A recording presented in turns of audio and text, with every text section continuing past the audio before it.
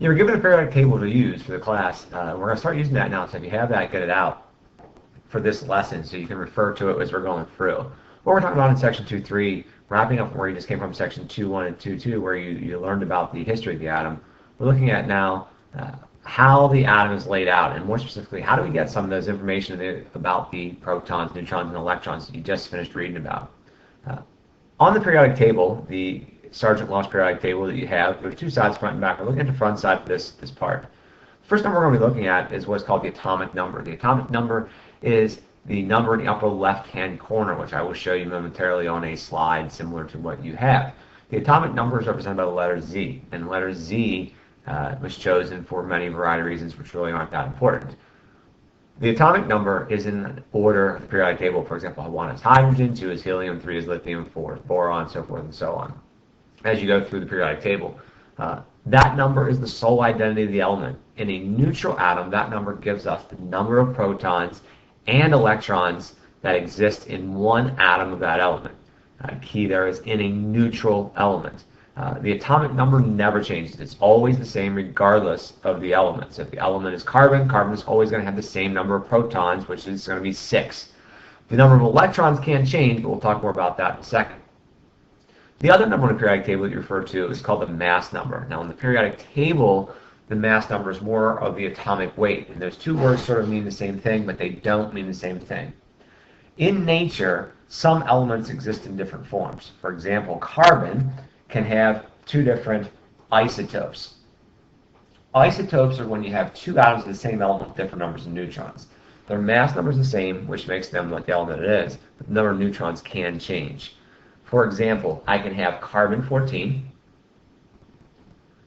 and carbon-12. Both are isotopes of the element. Now, the way you see things written here are the way we write isotopes. Now, another way you might see it is written out as the word carbon-14, or written out with the word carbon-12. When you see that written, that is the mass number of the element, and it is telling you the sum of the protons and neutrons combined. Mathematically, we know that the sum of something is when you add the two together. So, if we know the number of protons from the atomic number, and the mass number gives us the sum of protons and neutrons, by a little subtraction, you can figure out the number of neutrons. On the periodic table, why is it expressed as a decimal? Well, it's expressed as a decimal because in nature, as I've said, there are different isotopes that exist, and their abundance is different. Carbon, for example, in nature has carbon-12, 13, and 14. Because in the periodic table, when you look, it's 12.01, that tells us that when we round up to the nearest whole number, that the most common isotope of carbon is carbon-12, with a mass of 12. The way that is calculated will be determined and talked about later in the course.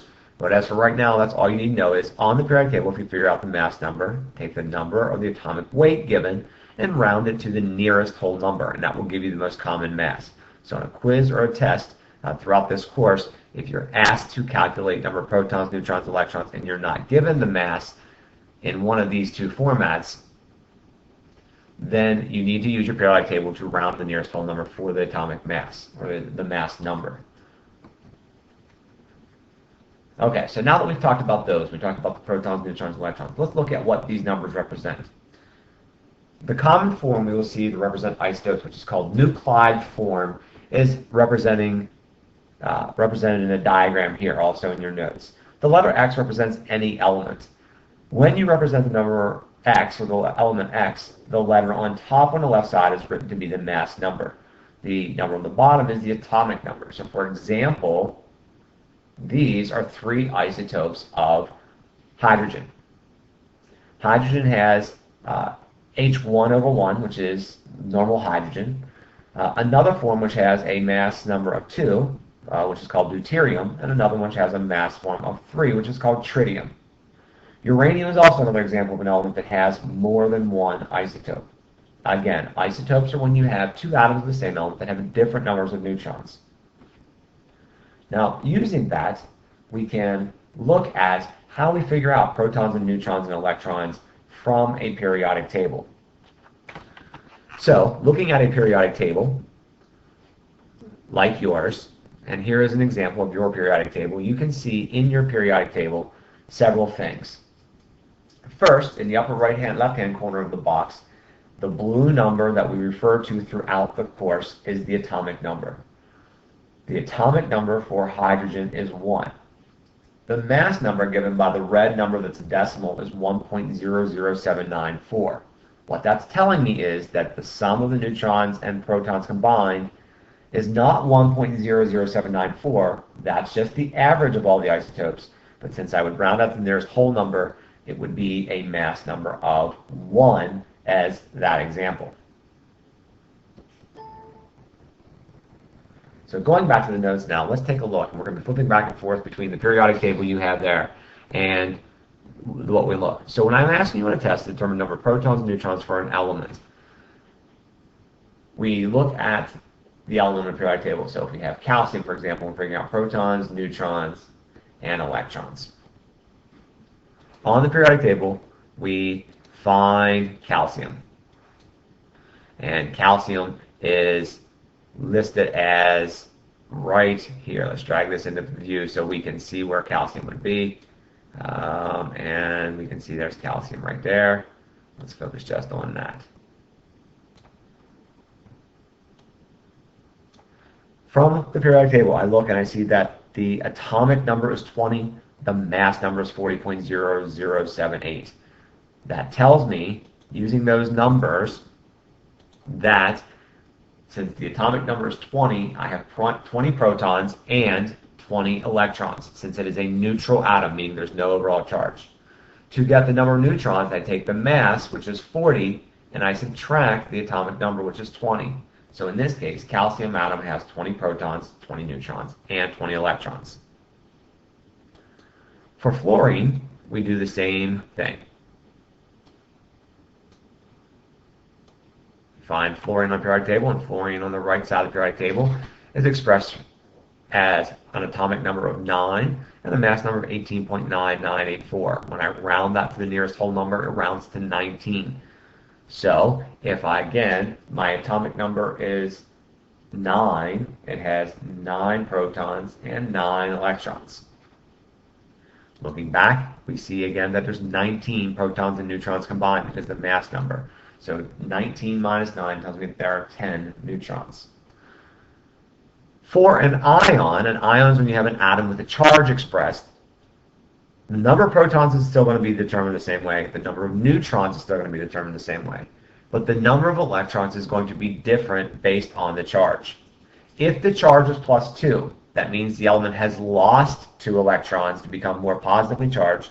Therefore, you would subtract 2 electrons from the total. If the charge is negative, that means it has gained an electron and you need to add an electron to the total. So, for example, barium on your periodic table has an atomic number of 56 and a mass number of 137.3, which rounds to 137. Therefore, barium has 56 protons. To get the number of neutrons, I take 137 minus 56, and I get 81 neutrons. In a neutral atom, the number of electrons would be the same, but this is not a neutral atom. We said that it is a plus 2 charge. Plus 2 again means that it has lost 2 electrons. So 56 minus 2 electrons that it would normally have gives me 54 electrons. So one of the most important things to recap about atomic numbers is that the atomic number is the number on the periodic table that is in blue, and it identifies the number of protons and electrons in a neutral atom. That is a non-changing number. The mass number or atomic weight are 2 different things. The atomic weight is what is on the periodic table. It is a decimal form because it is a weighted average of all the isotopes that exist on the periodic table. When I ask you to get the mass number from the periodic table, if it is not given to you in nuclide form, you would take that number and round to the nearest whole number.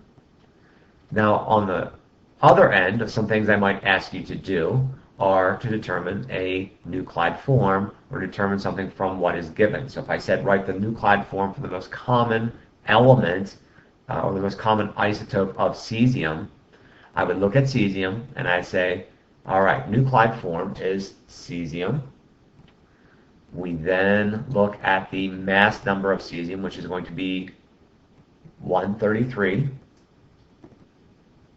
And I put that over on the left side the atomic number, which would be 55. And that represents an isotope of cesium, a very specific cesium isotope. The other way I could write that would be write out the word cesium and then write the number 133, which is telling you very specifically in that case how many electrons there are.